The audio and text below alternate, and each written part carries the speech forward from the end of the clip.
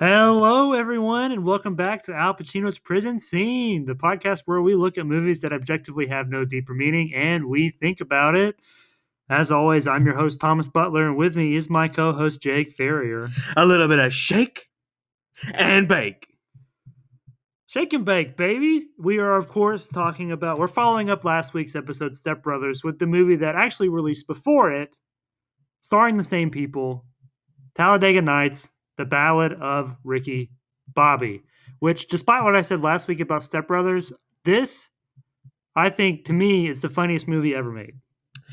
I am a little torn because, God, I don't know. I mean, they're both so good, but I think I'll stay true to what I said and say that Step Brothers I think is funnier. And Ghostbusters is still my favorite comedy of all time, but there's no movie that I laugh at more than Talladega Nights, especially every single time the redhead kid. There's literally every single thing he says. Which one is it? Is it Texas Ranger? I don't know. Or what's the other one? Walker. I think it's Texas Ranger. I think Texas Ranger. Like when he says, "I'm all hopped up on Mountain Dew," or whatever he says. I'm still in my pee pants. Yeah, that kid is my spirit animal, without a doubt. I actually didn't realize this. I was watching it this time, and I was looking at Ricky Bobby's mom, and I was like, she looks so familiar. Who is she? And I watched the credits. It was Jane Lynch, and I was like, oh. Which, speaking of which, 3/4 of the main characters from Wreck-It Ralph are in this movie. You got Jane Lynch, who's like you're right, the Marine soldier girl. You got Fix-It Felix Jr. Fix-It Felix, who's Jack McBrayer. He's like the really happy guy that they pretend is dead at the end of the movie. And then you've got John C. Reilly, who is, of course, Wreck-It Ralph. The only person missing is Sarah Silverman, who was Vanellope von Schweetz in Wreck-It Ralph. She's in here in spirit. Yeah. They were thinking about her in their hearts. But I guess I'll go ahead and jump into a recap. So this movie, as stated in the title, is The Ballad of Ricky Bobby, who grew up essentially without a father. His father was non-existent. But there's one time when it was career day at his like 4th grade or 5th grade, something like that. And his dad shows up at the last minute, and he like rambles on about stuff that doesn't really make sense or matter. But he gets thrown out of the school, and he tells Ricky Bobby, if you ain't first, you're last. And Ricky Bobby took those words to heart and lived his life by that creed. And then one fateful day, he wasn't like a pit crew guy for NASCAR. And then one fateful day, the racer just decides he's going to take a pee break. So Ricky Bobby gets to get in the car, and he wins the race and becomes the best racer of all time. So much so that this Formula One guy named John Gerard Depardieu, played by Sacha Baron Cohen, comes over, and he's like, hey, man, you're like the best racer over here, and I think I can beat you. And Ricky Bobby's like, no way, this is America. Also, you're gay. And he's like, well, I'm going to beat you. So he does. He beats him. And then Ricky Bobby goes into crisis mode. I think it's either during the race that he gets beat or immediately after the race he gets beat. He goes crazy. I'm on fire. Yeah, he's running around the track pretending like he's on fire. Then he goes to the hospital and he thinks that he's a paraplegic. So much so that he stabs his leg with a knife, even though he was like playing handicap basketball, kicking the other people in the wheelchairs. But then he has to return to his roots. He thinks he can't race anymore, and his license gets revoked. So he becomes a pizza delivery guy, and he's living with his mom, played by Jane Lynch. And his mom... All right, so first of all, his kids are little rascals, and they need a bunch of whoopings. So Jane Lynch supplies those whoopings to his kids. Granny Law is in order. But back to Ricky Bobby. At one point, his dad orders a pizza. And Ricky Bobby don't want to see his dad because his dad was not there when he was a kid, so he wants nothing to do with his dad. But by taping a bunch of Lucky Charms to the bottom of his car and claiming that it was cocaine, he gets Ricky Bobby back in that fast lane life motto. And he returns to racing. And in doing so, he defeats John Gerard Depardieu, even though it was completely illegal and shouldn't count at all. They finished racing, which, by the way, Sacha Baron Cohen would definitely beat Will Ferrell in a foot race, but that's neither here nor there. And he wins the finish line, and he ends up with Amy Adams. So I know I kind of like jumped over the part where his wife left him for his best friend, Shake and Bake, but that don't really matter. That's Talladega Nights, baby. So, Jake, I'm not sure what you got out of this movie, but I'm gonna go ahead and jump into the thick of it. And this is gonna be really a hot take that I'm sure some people aren't gonna be proud of. But All right, let's hear it. I think Talladega Nights is an anti-American propaganda film. Ooh, interesting. Okay, it's interesting you say that because I had a different take totally. But when I finished the movie, I was like, I wonder if there's a reading into this where Will Ferrell is the symbol for America. Yes. Well, okay, so I 100% think he is because first of all, well, this actually should be last of all because it happens at the end of the film. After Will Ferrell wins the race, and he's been homophobic the entire movie, and John Gerard's like, "Let me shake your hand," and he's like, "No, I will never let you shake my hand." And then Will Ferrell kisses him, to which John Gerard says, "You taste like America." So I think 100% Will Ferrell's character, Ricky Bobby, is representative of America. Okay. But for this being an anti-American propaganda film, so first of all, the guy who made this is Adam McKay. He directed and I think wrote this, and also Step Brothers. But in more recent years, he has made movies such as The Big Short and Vice. Big Short was Steve Carell. Was that the? I didn't see it. It got nominated for a bunch of Oscars, but it's this big like drama movie. And then Vice is of course about Dick Cheney.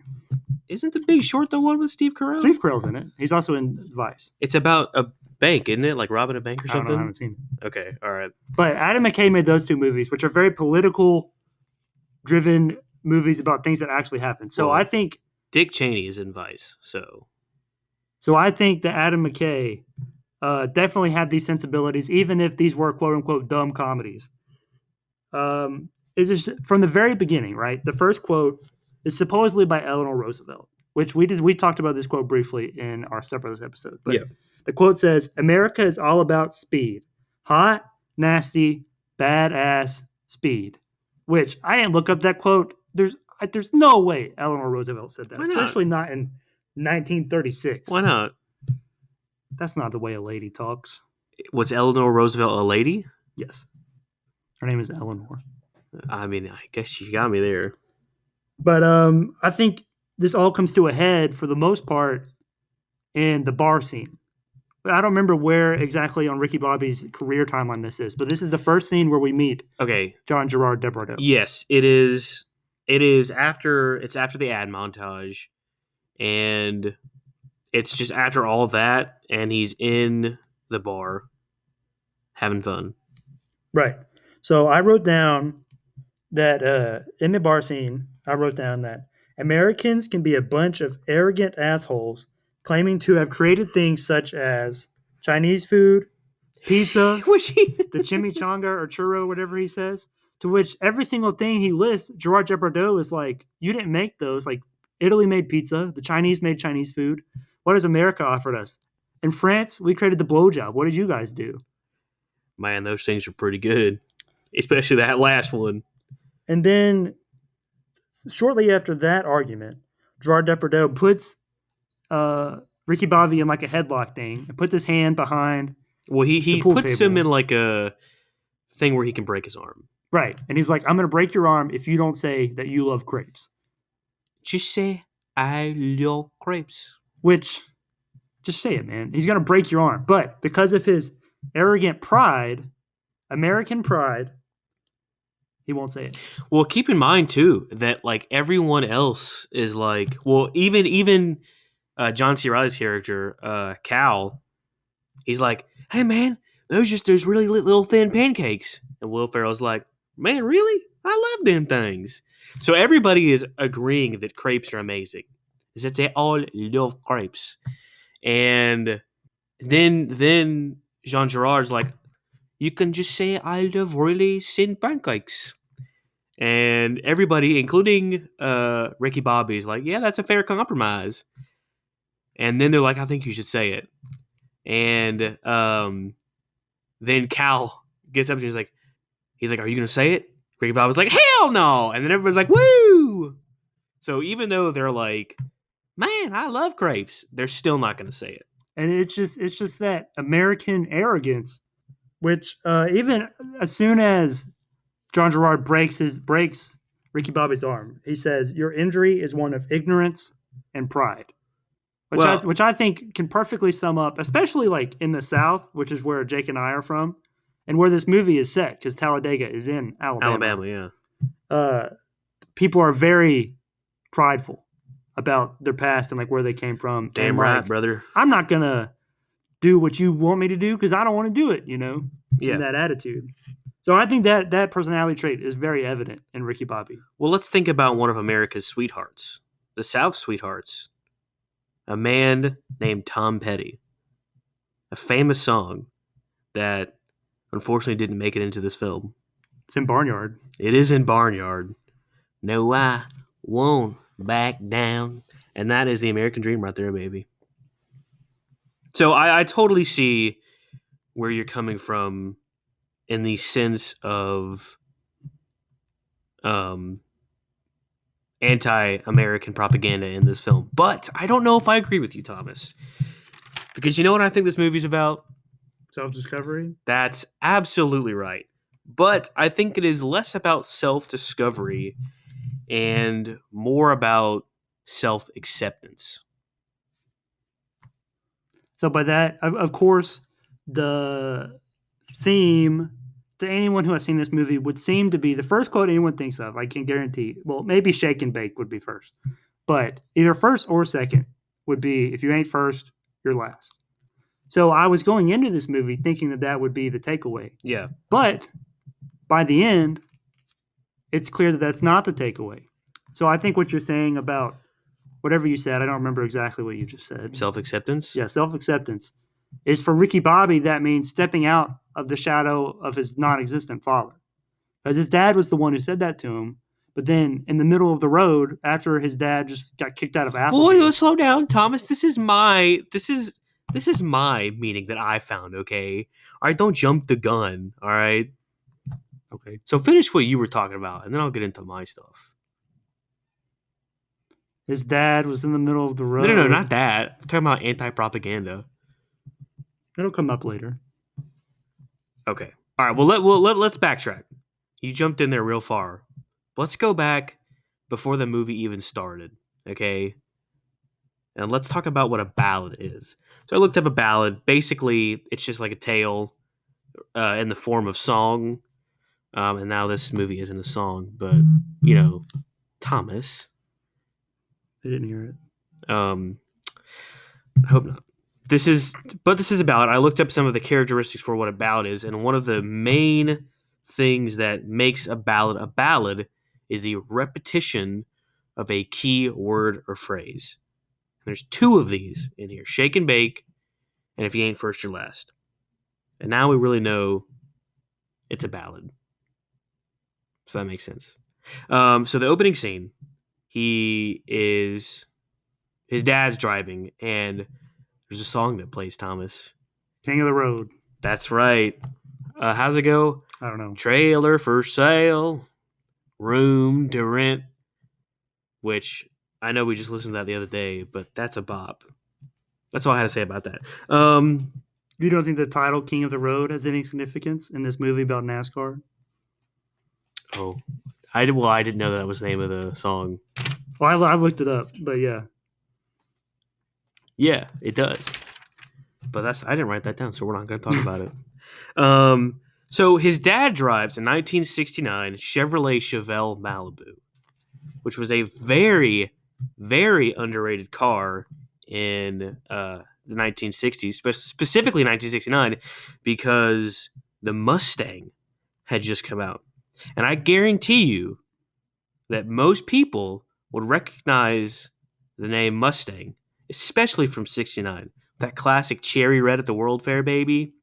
Beautiful. But a lot of people wouldn't recognize the Chevrolet Chevelle. And I think that is a key component for Will Ferrell's journey, is that he is an underdog. And that he's underestimated, as well as his father. But more importantly, is the number on his father's car, which was the number 13. And there's a few places this number is found. It's found biblically as well as numerology. And basically, it signifies struggle, death, and a new beginning, which is what Ricky Bobby goes through this entire movie. It's also an unlucky number. It is also Unless you're my number. mom. It's my mom's lucky number. I think 13 is one of my lucky numbers too, 13 and 7. Well, Which I think are... Well, 7's a lucky number though, right? Yeah. But 13 is one of my lucky numbers. But yeah. So yeah, I think that whole thing... Every car in this movie that is a significant car has a significant number. 13 is the first one we see. And I really think, like I said, it sets up this whole journey that Ricky Bob's going to go through. And then we see the next car, the clown car, which, I didn't look at the number on this one. Probably should look that up, but I didn't. But it's a clown car. And who's the actor that plays the pit crew chief? Michael Clark Duncan. Yeah. Did he die? Is he dead? Yeah. Dang. Rip Michael Clark Duncan. They drive the clown car, which again, and then he later says that I don't know how to do his voice. Man, we're gonna be the laughing stock of NASCAR. It's just really deep. Was that good? No, but they'll know. Okay. But he's driving a laughing clown car. And then we see that he goes into the interview and he's very nervous. He's very timid, but he, as we see, quickly adapts to the winning lifestyle. And, like I said, this movie is about self-acceptance. And we kind of see a different side of Will Ferrell that we haven't seen yet. Now, we've only seen him very short, but what he had shown us was very different than what we are seeing. And so he gets his new car. Cal gets a new car. And somebody else has a new car too. It's a number 55 car. Jean Girard is number 55. Okay, so the Wonder Bread car is a number 26 car. And this is in numerology. The number 26 means that your material needs are being met. And obviously we see that because he's rich and famous now. You got a smoking hot wife with a juicy set of racks. Cal Naughton's is number 47, and it's characterized by a bond and a powerful loyalty. All right, which they got shake and bake. Which I don't. What does that even mean? Shake and bake, baby. What is that? Shake and bake. A I'm little bit of shake. And nope. I'm the magic man. Well, I'm El Diablo. I'm a fighting chicken. And then Jean Girard is number 55, which is symbolic of progress, fortune, and luck. And these come at different points, but I think the introduction of Jean Girard's number is kind of an anti-number. So, like, the introduction of that number is what leads to his demise. All right, do you have anything to say about all this yet? No, I don't understand what you're talking about. Well, just numbers, the significance of numbers. But numbers. I mean, I guess we only took one math class, and now we're done. Yep. Which, did you take any math classes? Here? In college? Yeah. Yeah, but I forgot everything from high school before I took it. Okay, well, me too. I don't... Math... Yeah. Okay, but we're done with numbers now. Well, for the most part. Thank God. And then we see there's the ad montage where he's just throwing out ads to get some money. And that is an increase in fame and corruption. So he is taking for granted what he's been given. Right? Well, now I do have something to say about that. Okay. Because like the corporate sponsorships in this movie are very prevalent. Which I'm not sure if that's the correct use of that word, but I think we did it last week also. Anyways, the word prevalent, this is not... All right, forget I said that. Corporate sponsorships are in this movie a lot. For some reason, they chose Applebee's. Well, think about I mean, the cars themselves. Well, yeah, I know. And in NASCAR, you obviously have a lot of sponsorships, but the form they take in this film to me is quite odd. And like all obviously you have like the ad montage like you were talking about, which is even like shown again in the credits. The ones that were cut, which it could be indicative of him like Yeah. selling out, which is what you said. Mm. But then like later in the film, you have the what is it? I wrote it down. He put something on his windshield, Fig Newton sticker on the windshield. And then he also has he's like legally obligated to mention Powerade. Oh yeah, Grace. yeah. And there was another one I was going to mention. Oh, Applebee's, which I think they should have chose Olive Garden. I agree because as so clearly as used wonderfully in in Sonic the Hedgehog. When you're there, you're family. Well, hold on now. And I think Olive Garden getting thrown out of an Olive Garden because they go to eat at Applebee's. Okay. Would have better fit. That would have been perfect in my opinion. But they did as an anti. As like a metaphor, because like when you're there, you're family, and they get thrown out, so they're not really a family, or they're a broken family. But they didn't. They go to Applebee's, and I don't even know what their slogan is. Something about the neighborhood. What was I just watching? Oh, Lilo and Stitch. They're a broken family. Everyone's a broken family, especially in Disney movies. All their parents are dead. Who's not a broken family? I played the fifth. Speaking of the ad montage. My favorite one is when he goes the "Chào mừng gần bên trong cổ bông candy." I don't remember which one was my favorite. There was one I liked, but I don't remember what it was. But yeah, you went back to when he said grace, which 2 points I want to make there. Also, sweet baby Jesus. I like to imagine baby Jesus in a tuxedo T-shirt because I like to party, but it's also formal. There is a scrolling shot of like all like the food they got, which what's his wife's name? I don't know, but she's played Carla.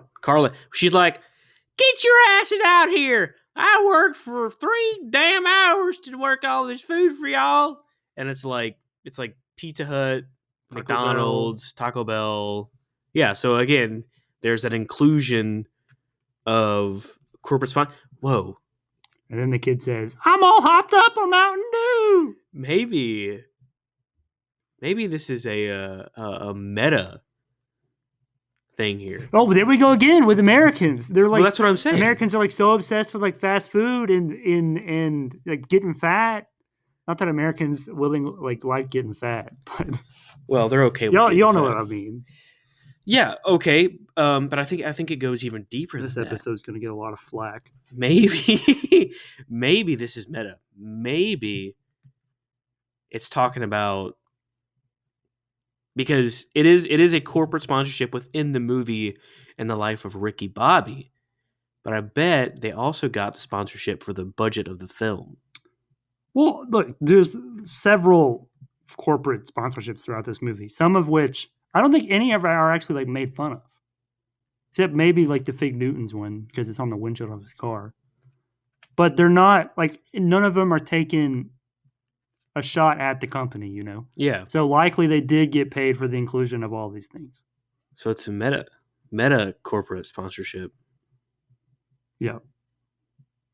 All right, Thomas, you may be. Which that's something. This is derailing from the movie. I've noticed in editing the episodes, you say meta a lot. Meta matters. You're like, let's get meta. Let's get even more meta. Look, meta matters. That's a T-shirt. Because meta matters. Oh well, I didn't hear you say that, but yeah, that'll work. Wait, what did you think I said? Well, just let's get meta, but yeah, meta matters. Meta matters. Because I mean, think about what meta means. Meta means real life, baby. And when we're talking about movies ain't real life, but meta is real life. If you wanna get a Meta Matters T-shirt, make sure you rate us on Apple Podcasts, so that way we can get those corporate sponsorships. That's right, so that we can sell out too and not care about our Shaggy Goose Egg Bois anymore. Yeah, who needs them? Meta matters, baby. But the first, you mentioned grace, which actually was my next point I was going to go to, is that this is the only time that anybody. Well, I guess Granny doesn't count. Jane Lynch doesn't count. That anybody prays. Well, he gives grace at Applebee's again, briefly.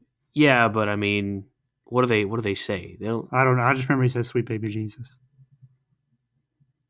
But they're at Applebee's, so corporate sponsorship.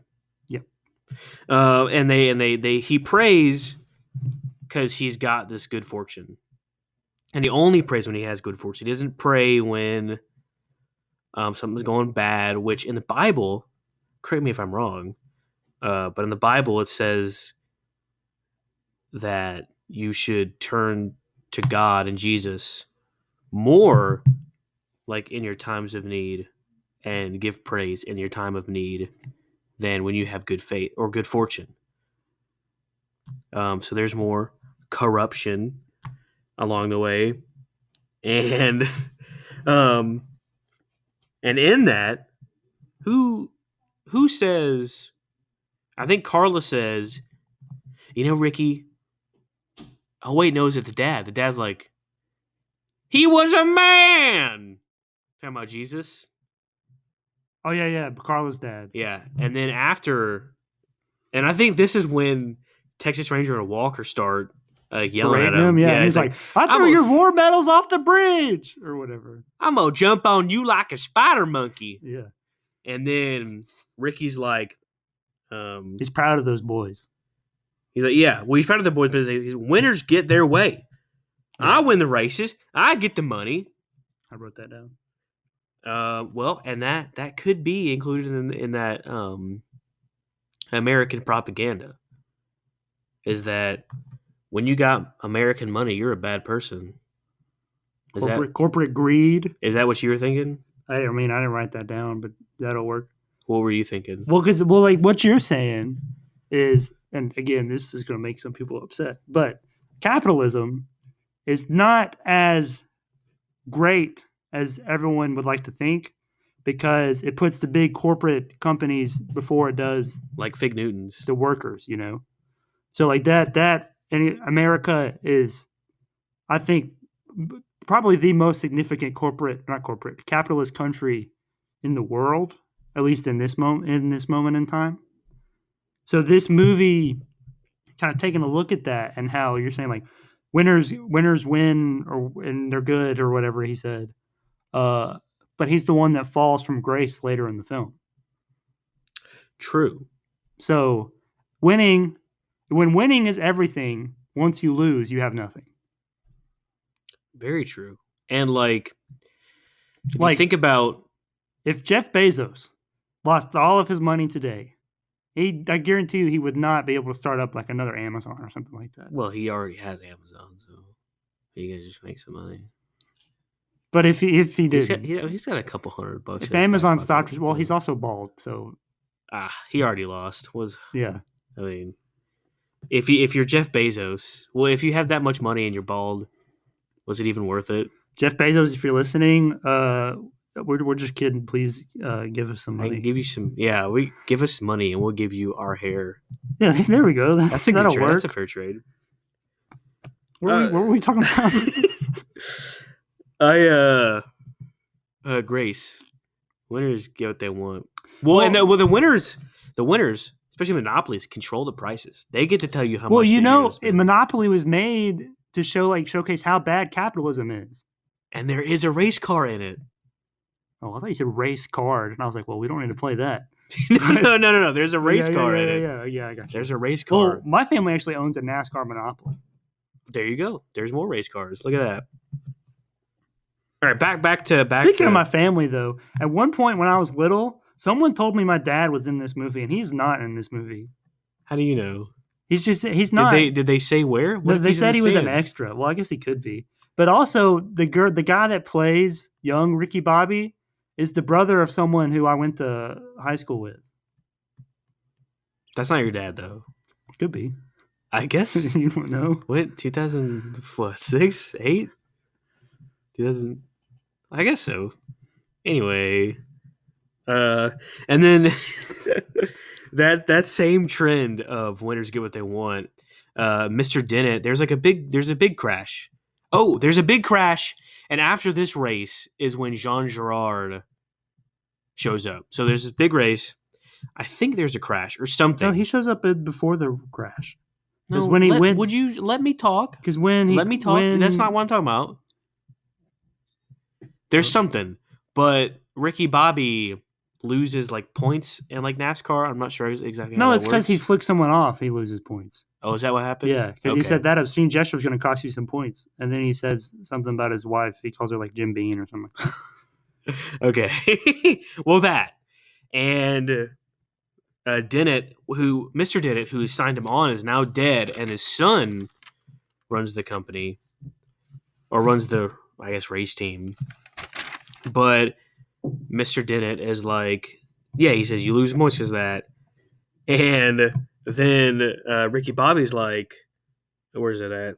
With all due respect, Mr. Dennett, I had no idea you had an experimental surgery to get your balls removed. Yeah, but And he said it then with all due respect. he did.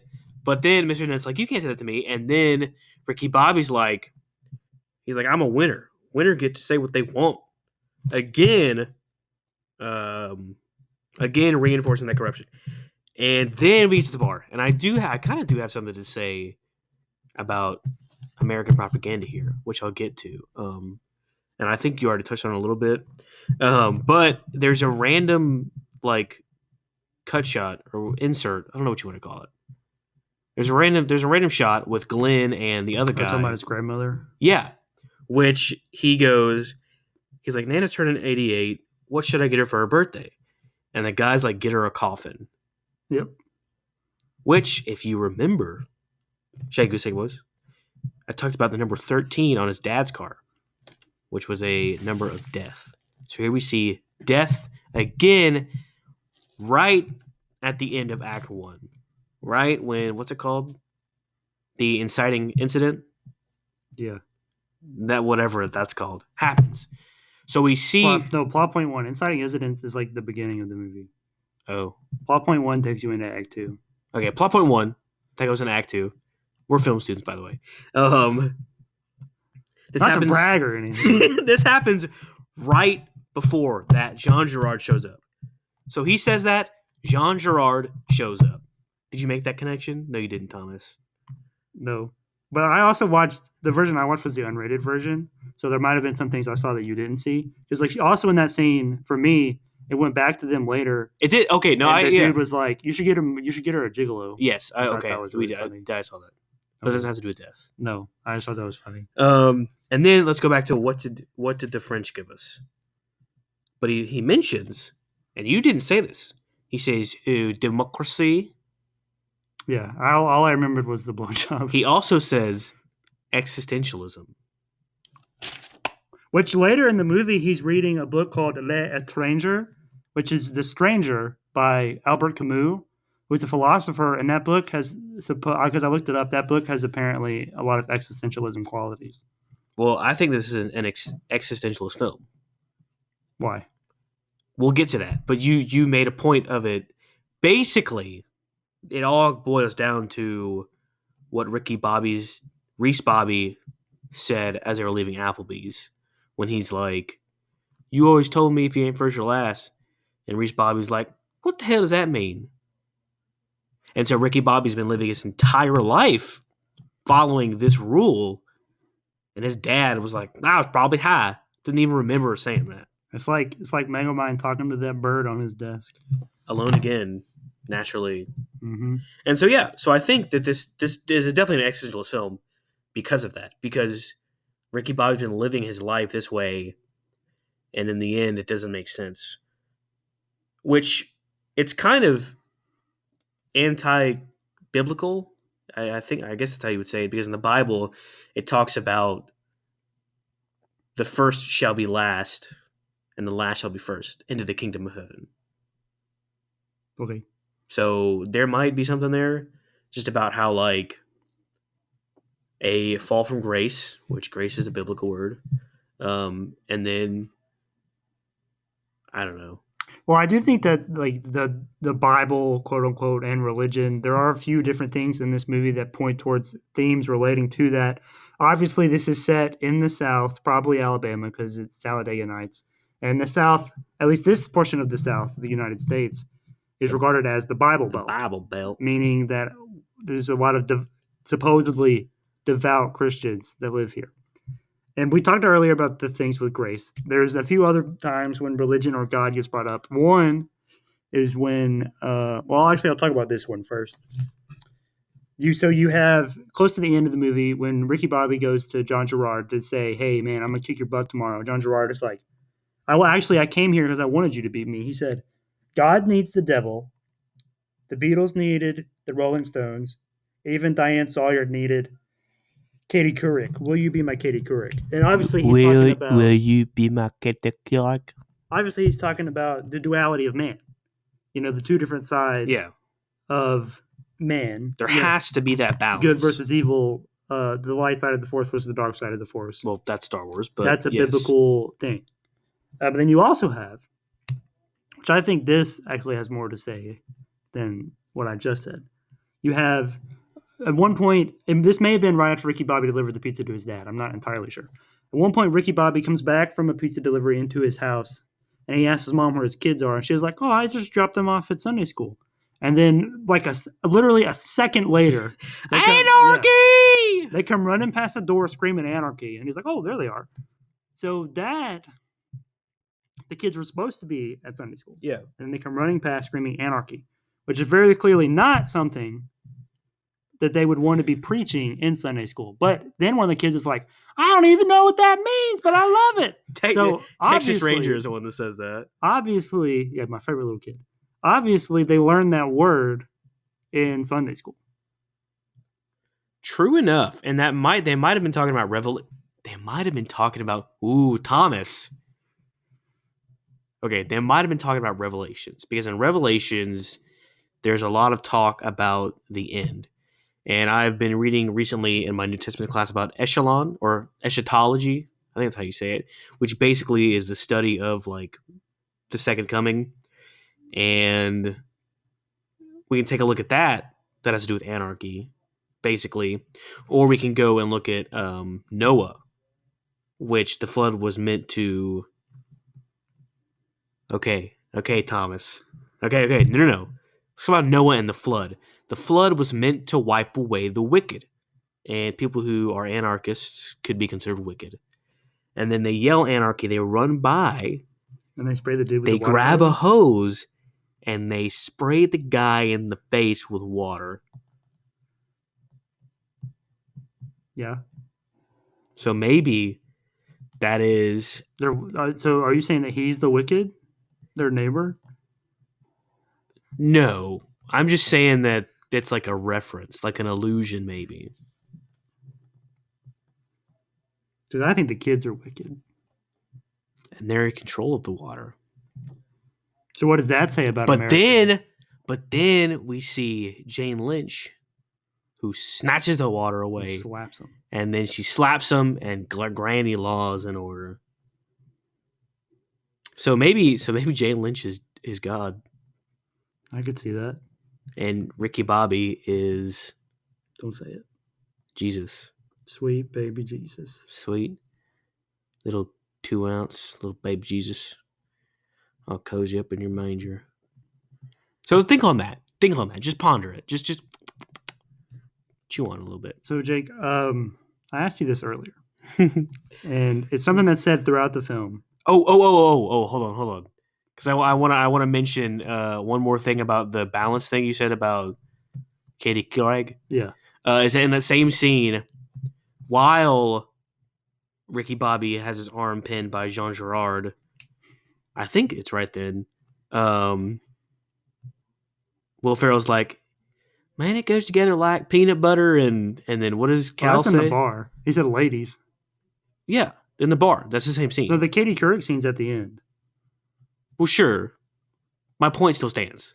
But it's not the same scene. You said it was the same scene as the Katie Couric scene. It is the same scene. It's one scene. It's the same shot. No, the Katie Couric scene happens at the end of the movie. No, it doesn't. Yes, it does. He goes to his house, and he's like, "Will you be my Katie Couric?" Oh. But you're talking about the bar scene. My point still stands, even if it is at the bar scene. So they're talking about balance. Okay, fine. They're talking about balance at the end. They're also talking about compliments, like what complements something. And I think that those might be synonyms. Balance and compliment are the same, because when you say like sweet, but Cal gets them all wrong. America. Okay. America and balance. Do not mix. Right.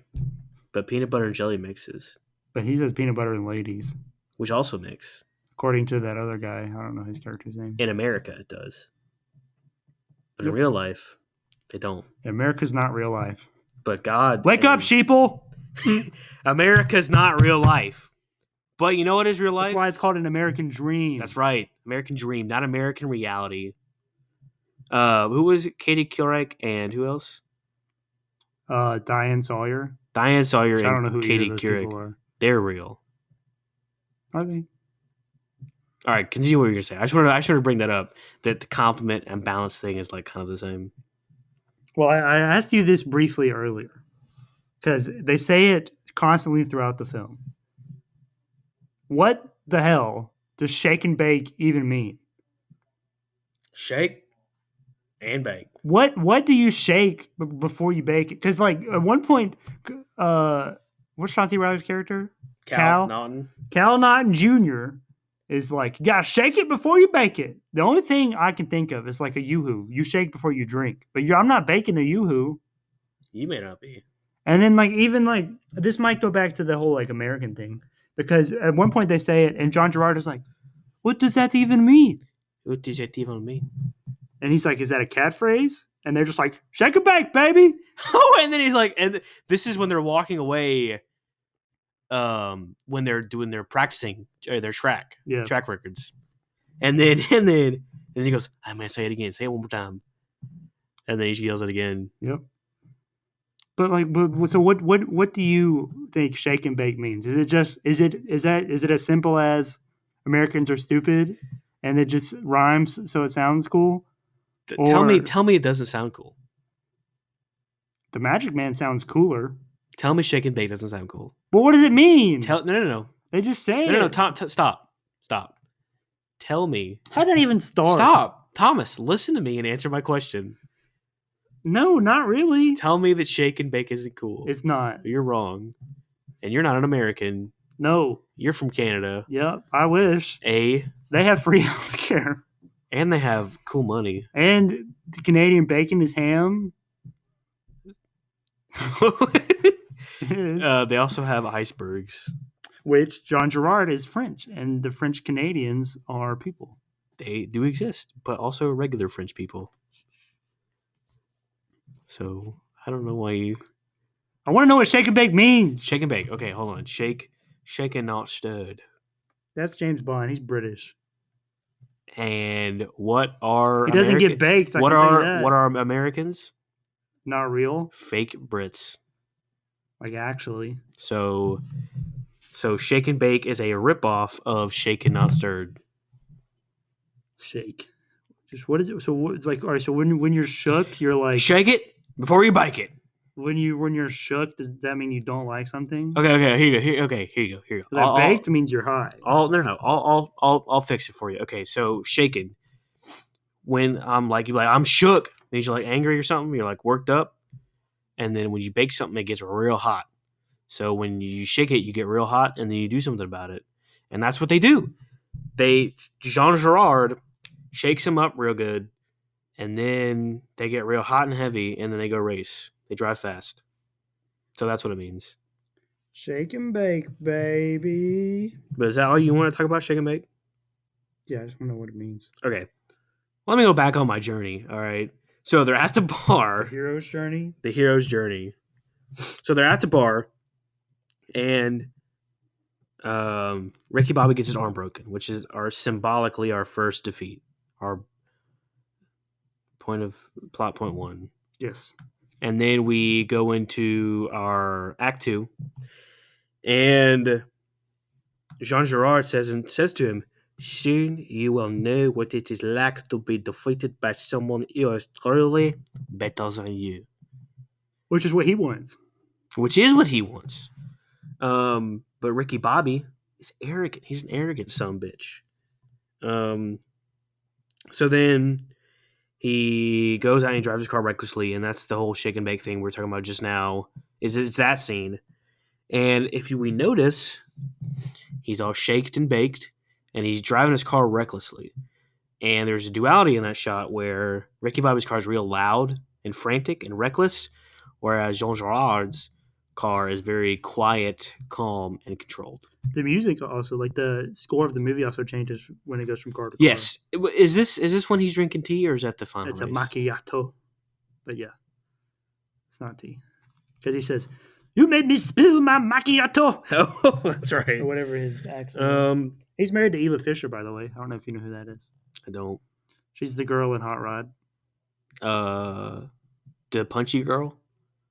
No, like the Denise. She's also a nice Amy. The one that does the cool punch. No, that's the guy's sister. Denise is the neighbor. No. Anyways, that doesn't matter. The one that he likes. Yeah, but she doesn't make the punch. I thought she did. No. Okay, well, think so. Hot Rod coming soon.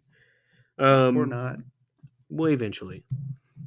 Not. And then he crashes and he gets sent into the air. And when he's in the air, what does he say? So what's his line he says while he's in the air? I don't remember him being in the air. When he gets the wreck, the big wreck. The big wreck. I don't know. He gets launched into the air. I don't remember that. Are you serious? Yeah. When he's on fire. Yeah, but he's not in the air when he's on fire. No, he's not. But right before that, he's in the air. Yeah, I don't remember that. Well, he's in the air, and it gets real quiet, and then he just says something. He's like, "Well, I'm in the air." Oh yeah. I remember that. He just says, "I'm in the air." But it's interesting that like can. So just in case if you can hear murder sounds in the background, don't worry about it. That's Americans winning the war. Yeah. Oh,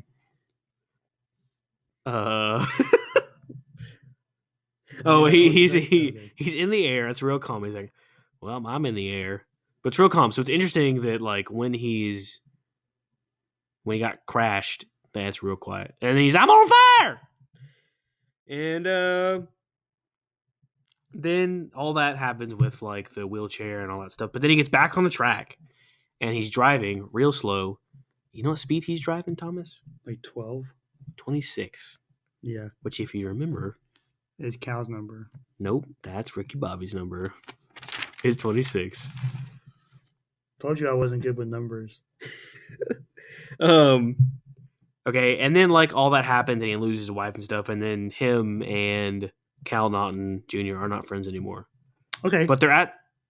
All right, well, you can go. But they're at the race, and he says they call me the Magic Man, and Ricky Bobby's like, "Oh man, that's a cool name. Did you come up with that yourself?" And he's like, "Yeah." He's like, "Oh, that's pretty cool." But his tagline is now you see me, now you don't, which is symbolic of their friendship. They were friends, but now he's Magic Man, and they're not friends. Well, I'm glad you said that, because there's something I wrote down that I forgot to talk about earlier, but it ties into this. The Magic Man? No. So close to the beginning of the movie, is when the guy goes and like pees and eats a sandwich or whatever, and then Michael Clark Duncan's like, "We need somebody to come drive the car." And then this is all the way at the beginning. Yeah. Jack McBrayer, who is the guy that plays Fix It Felix Jr., and he says, "Oh, I lost it." He says, "Where is the quote?" Oh, here it is. He says, "It's not always bad to be in last place. Here are some things we can focus on. 1, we tried hard.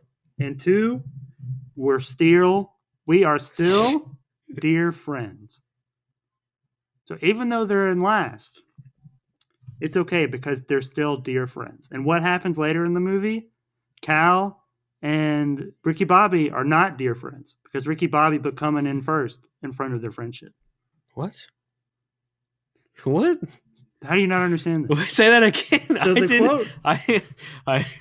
the quote is, "It's not always bad to be in last place." No, not that part. You said Ricky Bobby be coming in first. Is that what you said? He comes in first.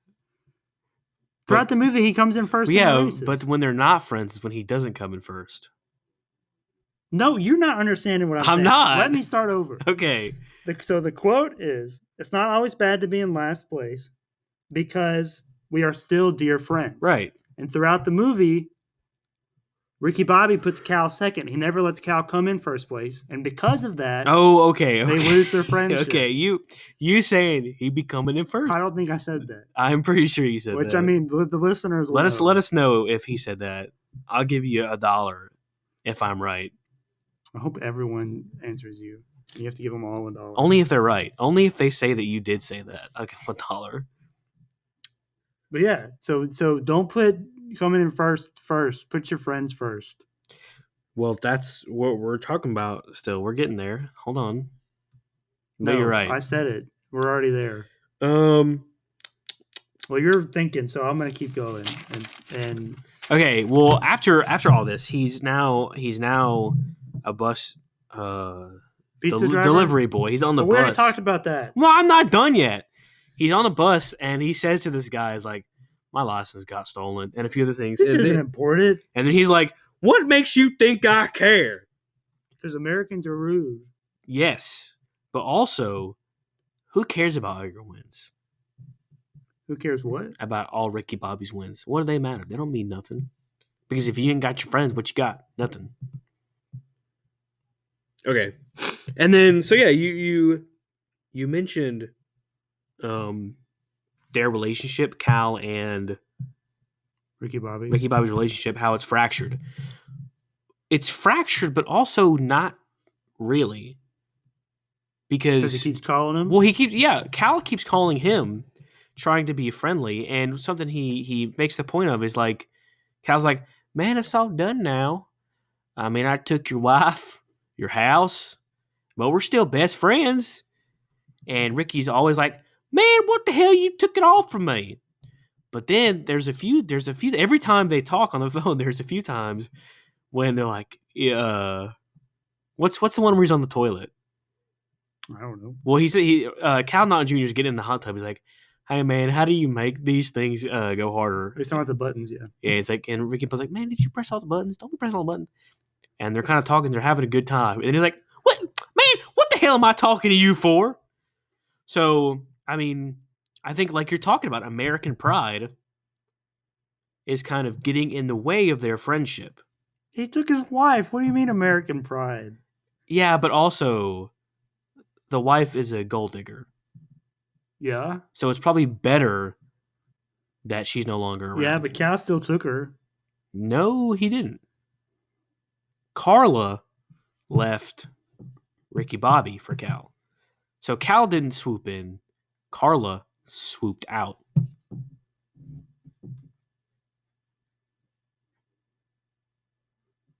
Carla swooped out. You like that big dead space pause? Yeah. Carla swooped out. So, but yeah, I mean, at the end of the day, they are still friends, and you can see that in their dialogue. That like Ricky Bobby still wants to be his friend, but he is mad, and I rightfully so to some extent. But also, everything he got was from racing, which led to his downfall. So, like, was it really his? Yeah. Well, later, I don't remember exactly when this is, but Ricky Bobby says, and I think this is very poignant. Ricky Bobby says, "You got to win to be loved." Yeah, it's when he's talking to Amy Adams. Is this at the bar scene? They are in the. Well, what do you mean by the bar scene? They are in the bar, but it's not the scene we were talking about earlier. No, the bar scene where they get it on. Yeah. Okay, so he says you got to win to be loved, and I think that this scene is kind of the culmination of, I would say, it might be the denouement. Would you agree? I don't know. I wasn't thinking about that stuff. We're film students, by the way. Well, I think this is the culmination of all the pain that he's been through. Everything is kind of coming to a point to produce a fully developed man, as he should be. Not like I'm rich and famous and everything. He is. I think he in this moment he is himself. He is not worried about winning. He wants to race, but he's not worried about winning. He's not worried about having the hottest wife, all the money, and all that stuff. He becomes Ricky Bobby, the driver, not Ricky Bobby the winner or the awesome racer, the Because driver. Amy Adams tells him he has to win for himself. That's right. What's Kung Fu Panda 2? The bird's the bad guy. Yes. And I don't remember anything about that one. So whatever you're about to say, I don't know. okay.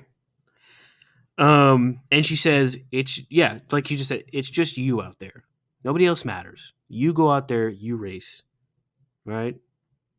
And then later, everything comes back, and he walks up to Cal, and Cal's like, I'm going to beat you out there, you sucker. And Ricky Bobby's like, you know what, man? I'm sorry. It was all my fault. So he accepts that everything that happened was on him. And then the car pulls out, and the number is 62, which is the opposite of the Wonder Bread car. And it also has the insignia me on it, who's driving for himself.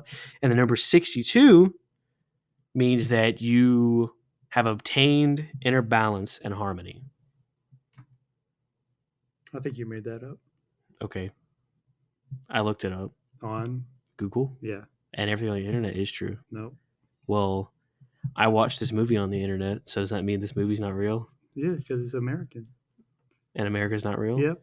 That's the takeaway. Is America on the internet? Probably. Well, there you go, folks. America's not real. That's all I got to say about it. Then Jean Girard and him kiss, and at the end of the day, in the last interview, Ricky says, he's like, "Why by now would you?" He just says, "Man, I just went out there and drove." And that's all I got. Okay, good. Because I only have one more thing to say, but I needed to save it for the end. So the thing repeated throughout this movie the most, other than shake and bake, is if you ain't first, you're last. And the movie ends by decidedly defeating that statement because Cal wins the race, even though he came in third place. So he wasn't first. Oh! But then he was first. I didn't think about that. Well, hold on. Let me debunk this maybe. No. It didn't say if you're first, you win. Did they? But he's not last because he won. Well, how do you know he's not last? Because he won. Yeah, but... he got the trophy. Yeah, but he won. He didn't finish last or first. So he won. So, but what I'm saying is that you don't have to be first to win. And I'm saying no. Well, I guess I can argue with that. All right, ladies and gentlemen. That's all we got. So, what have we decided that this film is about? I think, honestly, I think you have sold me on the anti-American propaganda. Yeah. I think you got me on that. I think I have a very much more wholesome reading of it. I want to go back and rewatch it the opposite way you did. But what you've said to me, I don't know if that's possible. What? Because I don't know if it's possible for this to be a pro-American propaganda piece. Well, all right. So definitely the American characters, like not just Ricky Bobby, are really stupid. Ricky Bobby, especially compared to John Girard, who is reading like existentialist works and like talks about William Blake, who I think is a poet. Yeah, he is. He's very, very much more educated than the Americans in this film. Well, he is French. Yeah. So, there's no more meaning. So we can ask you, who blew up? Did anybody blow up? I don't know. Let's find out, Jake. Okay, so we have a lot of crashes. We did not have any explosions. We have some fire, but no explosions. And some invisible fire. But no explosions. So wait, maybe we did have invisible explosions. Do invisible explosions count? Well, if you saw them. But they're invisible. What if I felt them? I don't know. Okay, well, what do you say? I don't know, because like the cars wreck spectacularly. But they don't explode. Not an explosion. Don't explode. They don't explode, Thomas. You know what I'm thinking? What? I'm thinking 2. 2 out of 5. I think I can go with that. So, Ricky Bobby. Ricky Bobley. Ricky Blobley. Talladega Nights, the ballad of Ricky Blobley. It receives a 2 out of 5 from Al Pacino. On the ready or not blow-up scale. Can I just say that I think John C. Reilly, I like him more. Is that out Will loud? Ferrell? Yeah. I definitely think, like, without a doubt, he's one of the greatest actors of his generation. He's definitely got range. He does have range. Dewey Cox. We ain't talking about Kevin. Any Paul Thomas Anderson movie, I think he's in all of those. I've only seen. I've seen half of Magnolia. And I haven't seen that one.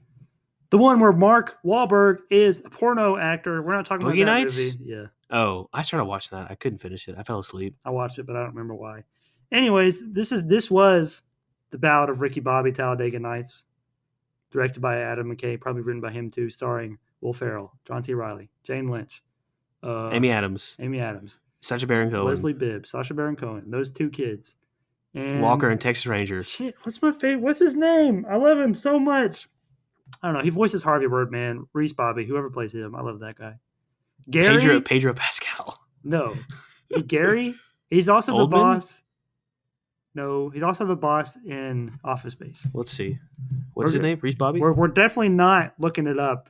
We're just gonna think about it for a minute. Ooh, let's see. It's either Gary or Kent. No, Kent's his name in Veep. Curl. Who? It could be Gary. I think it's Gary something. Gary, come home. Gary Coleman. That's his name. Gary Coleman. Thank you for saying. No, wrong. Gary Cole. Oh, Gary Coleman's black. That's right. Yeah, he made the George Foreman grill.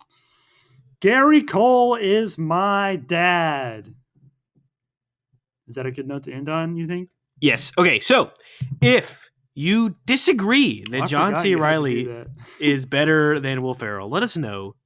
If you don't think that Gary Cole's a great actor, let us know. Or my dad. Or his dad, who is the younger Ricky Bobby.